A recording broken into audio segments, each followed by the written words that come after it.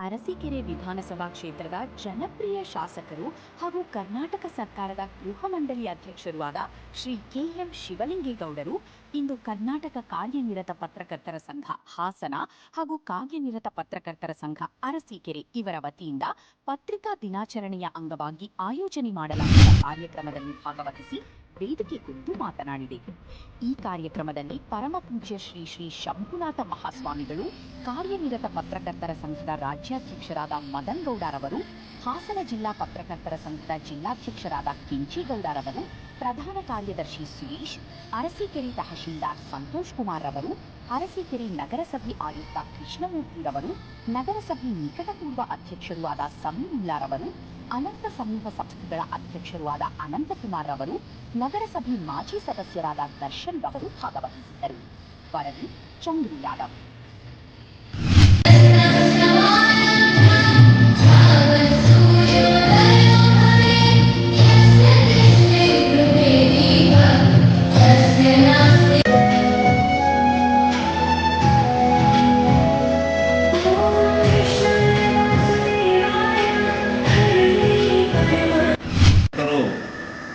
ಕಾರ್ಯನಿರತ ಪತ್ರಕರ್ತರು ಅವರ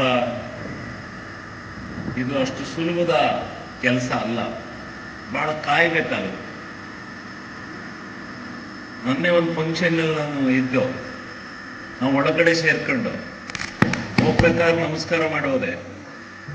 ನಾವು 3-4 ಗಂಟೆ ಒಳಗಡೆ ಕೂತಿದ್ವಿ, ಏನೇನೋ ಡಿಸ್ಕಷನ್ ಮಾಡ್ತೀವಿ. ಅವ್ರು ಈಚೆ ಕಡೆ ಬಂದ್ರು ಇನ್ನೂ 11:30 12 ಗಂಟೆ ರಾತ್ರಿ ಆದ್ರೂ ಕಾಯ್ತಾರೆ ಅವ್ರಿಗೆ. ಏನಪ್ಪ ಯಾಕೆ ಅಂತಂದ್ರೆ ನಮಗೆ ನ್ಯೂಸ್ ಬೇಕು ಸರ್, ಅದಕ್ಕೋಸ್ಕರ ಕಾಯ್ತಾ ಇದ್ದೀವಿ ಅಂತ ಹೇಳಿದ್ವಿ. ಹಂಗೆ ಆ ಕಾರ್ಯನಿರತ ಪತ್ರಕರ್ತರು ಶ್ರಮಜೀವಿಗಳಾಗಿ ಉತ್ತಮವಾದಂಥ ಸಮಾಜ ನಿರ್ಮಾಣಕ್ಕೆ ಒಳ್ಳೊಳ್ಳೆ ಸುದ್ದಿಗಳನ್ನು ಕೊಡ್ತಕ್ಕಂಥ ಕೆಲಸವನ್ನು ಮಾಡಿಕೊಂಡು ಬಂದಿದ್ದಾರೆ. ಪತ್ರಿಕಾ ಧರ್ಮವನ್ನು ಉಳಿಸಿಕೊಂಡು ಬಂದಿದ್ದಾರೆ. ಅದರಲ್ಲೂ ಇತ್ತೀಚೆಗೆ ಈ ವೈಜ್ಞಾನಿಕ ಲೋಕ ಬಂದ ಮೇಲೆ ಪ್ರಿಂಟ್ ಮೀಡಿಯಾಕ್ಕಿಂತ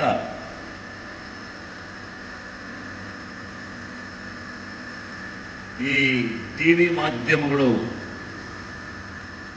ನ್ಯೂಸ್ ಚಾನೆಲ್ಗಳು ಬಹಳ ಮಟ್ಟಿಗೆ ಮುಂದೆ ಬಂದಿವೆ. ಎಲ್ಲೋ ಒಂದು ಕಡೆ ಪ್ರಿಂಟ್ ಮೀಡಿಯಾನ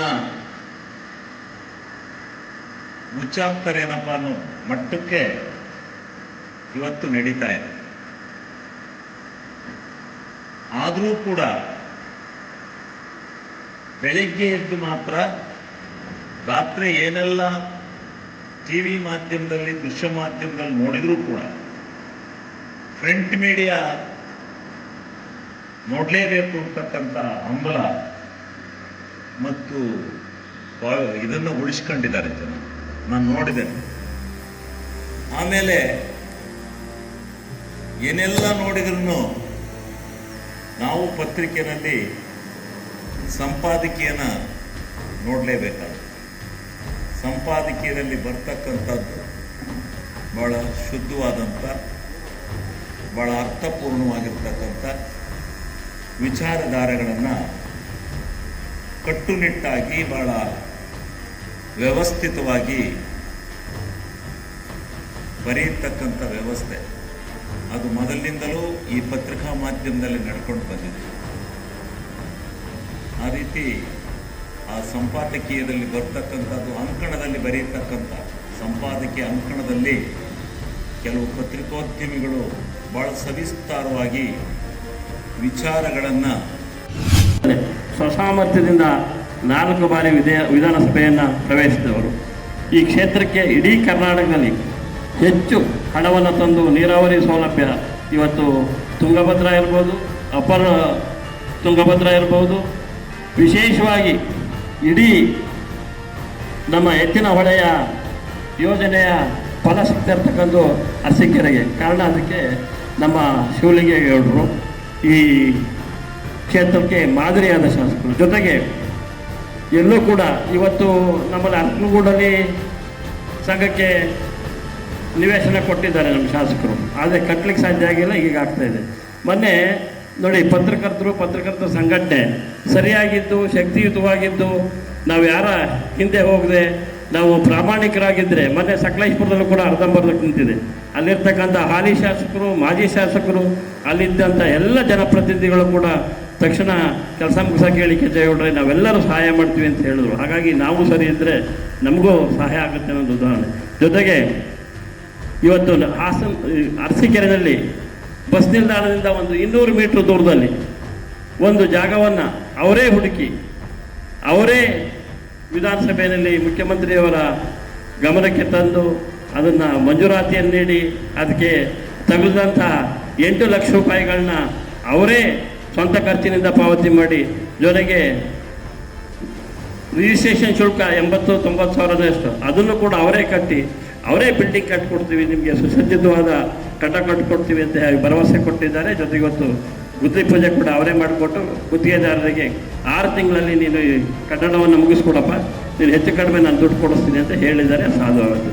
ಇಂಥ ಇಡೀ ಕರ್ನಾಟಕದ ಶಾಸಕರಲ್ಲಿ ಏಕೈಕ ಶಾಸಕರು ಇವತ್ತು ನಮ್ಮ ಶಿವಲಿಂಗೇಗೌಡರು ಅಂಥೇಳಿ ನಾವು ಹೇಳಬೇಕಾಗತ್ತೆ.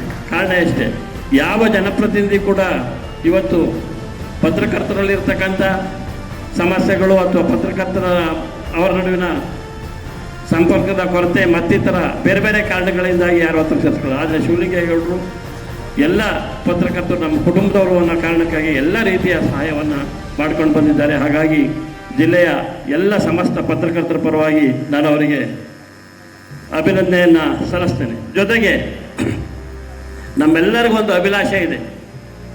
ಈ ಜಿಲ್ಲೆಯಲ್ಲಿ ಹೆಚ್ಚು ಜನಪರವಾದ ಕೆಲಸ ಮಾಡಿರ್ತಕ್ಕಂಥವ್ರು, ಈ ಜಿಲ್ಲೆಯ ಪರವಾಗಿ ವಿಧಾನಸೌಧದಲ್ಲಿ ಧ್ವನಿ ಎತ್ತಿರ್ತಕ್ಕಂಥವರು ಶಿವಲಿಂಗೇಗೌಡರು. ಅವರನ್ನು ಸಚಿವರಾಗಿ ನಾವು ನೋಡಬೇಕು ಅನ್ನೋ ಒಂದು ಅಪೇಕ್ಷೆ ಇಡೀ ಜಿಲ್ಲೆಯ ಜನರಿಗಿದೆ. ಅದು ಈಡೇರುತ್ತೆ ಅನ್ನೋ ನಮ್ಮ ಭರವಸೆ ಇದೆ. ಜೊತೆಗೆ ನಮಗಿರೋ ಮಾಹಿತಿ ಪ್ರಕಾರ ಕೂಡ ಶಿವಲಿಂಗೇಗೌಡರು ಮಂತ್ರಿ ಆಗೇ ಆಗ್ತಾರೆ ಅನ್ನೋ ಭರವಸೆ ಇದೆ. ಹಾಗಾಗಿ ಶಿವಲಿಂಗೇಗೌಡರು ಮಂತ್ರಿಯಾಗಿ ನಾವು ಒಂದು ದೊಡ್ಡ ಮಟ್ಟದ ರಾಜ್ಯ ಮಟ್ಟದ ಸಮ್ಮೇಳನವನ್ನು ಹಾಸನದಲ್ಲಿ ಮಾಡಲಿಕ್ಕೆ ಅವರು ಸಹಾಯ ಮಾಡ್ತಾರೆ ಅಂತೇಳಿ ಹೇಳ್ತಾ, ಈ ಎಲ್ಲ ನಮ್ಮ ಕಾರ್ಯಕ್ರಮಗಳಿಗೆ ಸದಾ ಜೊತೆಯಲ್ಲಿರ್ತಕ್ಕಂಥ ಶಿವಲಿಂಗೇಗೌಡರಿಗೆ ನಾನು ಮತ್ತೊಮ್ಮೆ ಅಭಿನಂದನೆಯನ್ನು ಸಲ್ಲಿಸ್ತೇನೆ. ನಾನು ಪತ್ರಕರ್ತರಲ್ಲಿ ಒಂದು ಕಡೆ ಸೇರುವಂತಹ ಒಂದು ಮಾಧ್ಯಮ ದಿನಾಚರಣೆ ಕಾರ್ಯಕ್ರಮ ಇದು. ಪ್ರತಿ ವರ್ಷ ಜಿಲ್ಲಾ ಸಂಘದಲ್ಲಿ ನಾವು ಹಾಸನದಲ್ಲಿ ಜಿಲ್ಲಾ ಕೇಂದ್ರದಲ್ಲಿ ಏನು ಮಾಡ್ತಿದ್ವಿ, ಅದನ್ನು ಇವತ್ತು ನಿಮಗೆ ಅರಸೀಕೆರೆ ತಾಲೂಕಿನಲ್ಲಿ ಇವತ್ತು ಈ ಕಾರ್ಯಕ್ರಮ ಆಯೋಜನೆ ಆಗಿದೆ. ಯಾಕೆಂತ ಹೇಳಿದ್ರೆ ಇಲ್ಲಿಯ ಪರಿಸರ ಮತ್ತು ಇಲ್ಲಿಯ ಪ್ರದೇಶ ಇವೆಲ್ಲವನ್ನು ಕೂಡ ತಾವು ನೋಡಬೇಕೆನ್ನೋ ಕಾರಣಕ್ಕೋಸ್ಕರ ಇವತ್ತು ಅರಸೀಕೆರೆಗೆ ನಿಮ್ಮನ್ನೆಲ್ಲ ನಾವು ಇವತ್ತು ಬರಮಾಡಿಕೊಂಡಿದ್ದೇವೆ. ಅರಸೀಕೆರೆ ತಾಲೂಕಿನಲ್ಲಿ ಇವತ್ತು ಬೆಳಗ್ಗೆ ಪತ್ರಕರ್ತರ ಭವನ ನಿರ್ಮಾಣಕ್ಕೆ ಇವತ್ತು ಒಂದು ಪೂಜೆಯನ್ನು, ಅಂದರೆ ಕಾಮಗಾರಿಗೆ ಚಾಲನೆಯನ್ನು ಕೊಡುವ ಪೂಜೆಯನ್ನು ನೆರವೇರಿಸಿದ್ದೀವಿ. ಮಾನ್ಯ ಶಾಸಕರಾದ KM ಶಿವಲಿಂಗೇಗೌಡರ ನೇತೃತ್ವದಲ್ಲಿ ಈ ಹಿಂದಿನ ಅಧ್ಯಕ್ಷರಾಗಿದ್ದ ಮಂಜು ಮತ್ತು ಕೌಶಿಕ್ ಅವರೆಲ್ಲ ಪದಾಧಿಕಾರಿಗಳು, ಈಗಿನ ಹಾಲಿ ಅಧ್ಯಕ್ಷರಾದ ಆನಂದ್ ಮತ್ತು ನವೀನ ಅವರೆಲ್ಲ ಪದಾಧಿಕಾರಿಗಳು, ಅವರೆಲ್ಲರ ಒಂದು ನೇತೃತ್ವದಲ್ಲಿ ಒಂದು ಕಟ್ಟಡ ನಿರ್ಮಾಣ ಆಗ್ತಾ ಇದೆ. ಅದು KM ಶಿವಲಿಂಗೇಗೌಡರ ಒಂದು ಸಹಕಾರದಿಂದ. ಸಾಮಾನ್ಯವಾಗಿ ನಿಮಗೆ ಒಂದು ತಾಲೂಕಿನಲ್ಲಿ, ಒಂದು ರಾಜ್ಯದಲ್ಲಿ ನಾವು ನೋಡಿರೋ ಹಾಗೆ ಒಂದು ನಿವೇಶನವನ್ನು ಸರ್ಕಾರದಿಂದ ತೆಗೆದುಕೊಳ್ಳದೆ ಒಂದು ತಾಲೂಕು ಘಟಕಗಳಿಗೆ ಕಷ್ಟ ಆಗಿದೆ. ಇಂತಹ ಸಂದರ್ಭದಲ್ಲಿ ಮಾನ್ಯ KM ಶಿವಲಿಂಗೇಗೌಡರು ಕ್ಯಾಬಿನೆಟ್ನಲ್ಲಿ ಈ ಭಾಗದ ನಿವೇಶನವನ್ನು, ಅಂದರೆ ಅರಸೀಕೆರೆಗೆ ಸಂಬಂಧಪಟ್ಟಂಥ ನಿವೇಶನ ಕೊಡಿಸುವುದರ ಮೂಲಕ ಅದಕ್ಕೆ 8 ಲಕ್ಷ ರೂಪಾಯಿಗಳನ್ನು ಹಣವನ್ನು ಅವರೇ ಕೊಟ್ಟು ಅದನ್ನು ನೋಂದಣಿ ಮಾಡಿಸಿಕೊಡುವಂತಹ, ರಿಜಿಸ್ಟ್ರೇಷನ್ ಮಾಡಿಕೊಡುವಂತಹ ಕೆಲಸವನ್ನು ಅವರು ನಮಗೆ ಮಾಡಿಕೊಟ್ಟಿದ್ದಾರೆ. ಇದು ನಮ್ಮ ಜಿಲ್ಲೆಯ ಎಲ್ಲ ತಾಲೂಕಿನ ಪತ್ರಕರ್ತರಿಗೆ, ಪತ್ರಕರ್ತರ ಕುಟುಂಬಕ್ಕೆ ಗೊತ್ತಿರಲಿಲ್ಲ ಕಾರಣಕ್ಕೋಸ್ಕರ ಹೇಳ್ತಾ ಇದ್ದೇನೆ. ಈಗ ಆ ಭವನ ನಿರ್ಮಾಣಕ್ಕೆ ಏನು ಭವನ ನಿರ್ಮಾಣಕ್ಕೆ ಆಗಬೇಕು, ಅದಕ್ಕೊಂದು 25 ಲಕ್ಷ ದುಡ್ಡು ಅವಶ್ಯಕತೆ ಇದೆ. ಅದನ್ನು ನಾನೇ ಕೊಡ್ತೀನಿ, ಅದು ನಾನು ಕೊಡ್ತೀನಿ, ನಿಮಗೆ ಕೊಡಿಸ್ತೀನಿ ಅಂತ ಹೇಳುವ ಮೂಲಕ ಭವನ ನಿರ್ಮಾಣ ಮಾಡಿಕೊಡುವಂತಹ ಒಂದು ಕಾರ್ಯವನ್ನು ಕೂಡ ಅವರು ಇವತ್ತು ಮಾಡುವ ಮೂಲಕ ಬಹುದಿನದ ಪತ್ರಕರ್ತರ ಬೇಡಿಕೆಯನ್ನು, ಅಂದರೆ ಪತ್ರಕರ್ತರ ಬೇಡಿಕೆ ಇತ್ತು, ಅವ್ರು ಯಾವತ್ತೂ ಮಾಡಿಕೊಡ್ತೀನಿ ಅಂತ ಹೇಳಿರಲಿಲ್ಲ. ನಾವೇ ಹೋಗಿ ಒಟ್ಟಾಗಿ ಕೇಳುವಂಥ ಪ್ರಯತ್ನ ಮಾಡಿರಲಿಲ್ಲ. ಇವತ್ತು ಆ ಪ್ರಯತ್ನವನ್ನು ಅರಸೀಕೆರೆ ತಾಲೂಕು ಪತ್ರಕರ್ತರು ಮಾಡುವ ಮೂಲಕ ಇವತ್ತು ಆ ಕೆಲಸ ಆಗಿದೆ. ಅದಕ್ಕಾಗಿ ನಾನು ಸನ್ಮಾನ್ಯ KM ಶಿವಲಿಂಗೇಗೌಡರನ್ನ ಅಭಿನಂದಿಸುತ್ತಾ, ಬರುವ ಆಗಸ್ಟ್ 15ರಂದು ಹಾಸನ ಜಿಲ್ಲಾ ಉಸ್ತುವಾರಿ ಸಚಿವರಾಗಿ ಜಿಲ್ಲಾ ಕ್ರೀಡಾಂಗಣದಲ್ಲಿ ನೀವು ಸ್ವಾತಂತ್ರ್ಯೋತ್ಸವ ಕಾರ್ಯಕ್ರಮದಲ್ಲಿ ಹಾಸನ ಜಿಲ್ಲಾ ಉಸ್ತುವಾರಿ ಸಚಿವರಾಗಿ ಧ್ವಜಾರೋಹಣ ಮಾಡಬೇಕೆನ್ನುವುದು ನಮ್ಮ ಬಯಕೆ. ಬಡವ ಮಕ್ಕಳು ಬೆಳಿಬೇಕು ಅಂತ ಹೇಳ್ತಾರಲ್ಲ, ಹಾಗೆ ನೀವು ಜಿಲ್ಲಾ ಕ್ರೀಡಾಂಗಣದಲ್ಲಿ ಜಿಲ್ಲಾ ಉಸ್ತುವಾರಿ ಸಚಿವರಾಗಿ ಬರಬೇಕು ಅನ್ನೋದು ಈ ಜಿಲ್ಲೆಯ ಬಹುತೇಕ ಜನರ ಬಯಕೆ. ಯಾಕೆ ಅಂತ ಹೇಳಿದ್ರೆ ನಾವು ಹೊರ ಜಿಲ್ಲೆಯ ಸಚಿವರನ್ನೇ ನೋಡಿದ್ದೀವಿ, ನಮ್ಮ ಜಿಲ್ಲಾ ಸಚಿವರನ್ನು ನೋಡೋದಕ್ಕೆ ಒಂದು ಅವಕಾಶ ಸಿಗಲಿ ಎನ್ನುವಂಥ ಆಶಯ ಇಡೀ ಜಿಲ್ಲೆಯ ಜನರದಾಗಿದೆ. ಅದು ಈಡೇರಲಿ ಅಂತ ಹೇಳಿ ನಾನು ಆಶಿಸುತ್ತಾ ಶಿವಲಿಂಗೇಗೌಡರಿಗೆ ಶುಭಾಶಯಗಳನ್ನು ನಾನು ಕೋರ್ತಾ, ಈ ಒಂದು ಕಾರ್ಯಕ್ರಮದಲ್ಲಿ ಪರಮಪೂಜ್ಯ ಸ್ವಾಮೀಜಿಯವರು ಇವತ್ತು ವಿಶ್ವನಾಥ ಸ್ವಾಮೀಜಿಯವರು ಹಾಸನದಲ್ಲಿ ಒಂದು ಕಾರ್ಯಕ್ರಮ ಇತ್ತು. ಆ ಕಾರ್ಯಕ್ರಮವನ್ನು ಮುಗಿಸಿ ಇವತ್ತು ಸುತ್ತೂರು ಪರಮಪೂಜ್ಯ ಸ್ವಾಮೀಜಿಯವರು ಅಲ್ಲಿಗೆ ಬಂದಿದ್ದಾರೆ ಕಾರ್ಯಕ್ರಮಕ್ಕೆ. ಅವರನ್ನು ಸ್ವಾಗತಿಸಿ ಸ್ವಾಮೀಜಿಯವರು ಶ್ರೀಮಠದಲ್ಲಿ ನಂತರ ವೇದಿಕೆ ಕಾರ್ಯಕ್ರಮಕ್ಕೆ ಹೋಗಿ ಇಲ್ಲಿಗೆ ಬಂದಿದ್ದಾರೆ. ಈ ಒಂದು ಕಾರ್ಯಕ್ರಮ ಈ ಭಾಗದಲ್ಲಿ ನಡೆಯಲಿಕ್ಕೆ ಒಂದು ವಿಶೇಷ ಏನಪ್ಪ ಅಂದರೆ, ಕಳೆದ 2 ದಶಕಗಳ ಹಿಂದೆ ಜಿಲ್ಲಾ ಸಮ್ಮೇಳನ ಅರಸೀಕೆರೆಯಲ್ಲಿ ನಡೆದಿತ್ತು.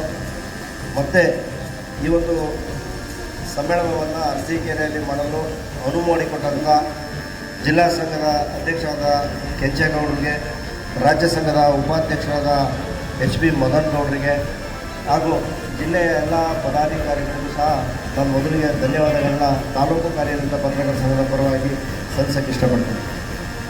ಈ ಒಂದು ಸಮಾರಂಭಕ್ಕೆ, ಉದ್ಘಾಟನಾ ಸಮಾರಂಭಕ್ಕೆ ಸಾನ್ನಿಧ್ಯ ವಹಿಸಿ ನಮ್ಗೆ ಆಶೀರ್ವಚನ ನೀಡಬೇಕು ಅಂತ ನಮ್ಮ ಹಾಸನ ಆದಿಚುಂಚನಗಿರಿ ಮಹಾಸಂಸ್ಥಾನ ಮಠದ ಶಂಭುನಾಥ ಸ್ವಾಮೀಜಿಯವರನ್ನು ನಾವು ಕೇಳಿಕೊಂಡಾಗ ನಮ್ಮ ಭಕ್ತಿಪೂರ್ವಕ ಮನವಿಗೆ ಹೋಗ್ಬಿಟ್ಟು ಇವತ್ತು ಈ ಒಂದು ಸಮಾರಂಭದ ಸಾನ್ನಿಧ್ಯ ವಹಿಸಿರುವಂತಹ ಶಂಭುನಾಥ ಸ್ವಾಮೀಜಿಯವರ ಪಾದಗಳಿಗೆ ಪಡಮುಟ್ಟು ಹಾಗೂ ವೇದಿಕೆಯಲ್ಲಿ ಆಸನರಾಗಿರುವ ಈ ಒಂದು ಕಾರ್ಯಕ್ರಮದ ಪ್ರಮುಖ ಪ್ರೋತ್ಸಾಹಕರಾಗಿರುವ, ಎಲ್ಲದಕ್ಕಿಂತ ಹೆಚ್ಚಾಗಿ ಏನು ಪತ್ರಕರ್ತರ ದಶಕಗಳ ಕನಸಾಗಿದ್ದಂಥ ಅರಸೀಕೆರೆಯಲ್ಲಿ ಒಂದು ಭವನ ನಿರ್ಮಾಣ ಆಗಬೇಕು ಅನ್ನೋದಕ್ಕೆ ಏನು ನಮ್ಮ ಶಾಸಕರು ವಿಶೇಷ ಆಸಕ್ತಿ ವಹಿಸಿ ಅವರೊಟ್ಟಿಗೆ ನಮ್ಮ ನಗರಸಭೆಯ ನಿಕಟಪೂರ್ವ ಅಧ್ಯಕ್ಷರಾದ ಸಂಜೀವನವರು ಸಹ ನಮಗೆ ಒಂದು ಭವನ ನಿರ್ಮಾಣ ಆಗಬೇಕು ಅಂತ ಅವರಿಬ್ಬರ ಆಸೆ ಆಗಿದ್ದು, ಅದರಲ್ಲೂ ಶಾಸಕ ಶಿವಲಿಂಗೇಗೌಡರು ಒಂದು ಜಾಗ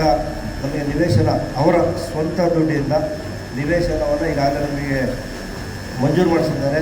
ಆ ನಿವೇಶನ ನಾವು ಪತ್ರಕರ್ತರ ಸಂಘಕ್ಕೆ ಮಂಜೂರಾಗಲು ಶ್ರಮಿಸಿದ ಎಲ್ಲ ಪದಾಧಿಕಾರಿಗಳಿಗೆ ನಿಕಟಪೂರ್ವ ಅಧ್ಯಕ್ಷರಾದ ಮಂಜು ಮತ್ತು ಆನಂದ್ ಕೌಶಿಕ್ ಅವರು ವಿಶೇಷವಾಗಿ ನಾನು ಈ ಸಂದರ್ಭದಲ್ಲಿ ಜ್ಞಾಪಿಸ್ಕೊಳ್ತೀನಿ. ಈ ಒಂದು ಶಂಕುಸ್ಥಾಪನಾ ಸಮಾರಂಭಕ್ಕೆ ಬೆಳಗ್ಗೆ ನೆರವೇರದೆ ಸ್ವಾಮಿ ಅಂತ ಸ್ವಾಮೀಜಿಯವರು ಗಮನಿಸಿದಂಥ ಆ ಒಂದು ಶಂಕುಸ್ಥಾಪನಾ ಸಮಾರಂಭವನ್ನು ಈಗಾಗಲೇ ಆಗಿದ್ದು ಇವತ್ತು ಕಾಮಗಾರಿಗೆ ಚಾಲನೆ ನೀಡಲಾಗಿದೆ ಅಂತ ಶಾಸಕ ಶಿವಲಿಂಗೇಗೌಡರಿಗೂ ಸಹ ಧನ್ಯವಾದಗಳನ್ನು ಅರ್ಪಿಸ್ತೇನೆ.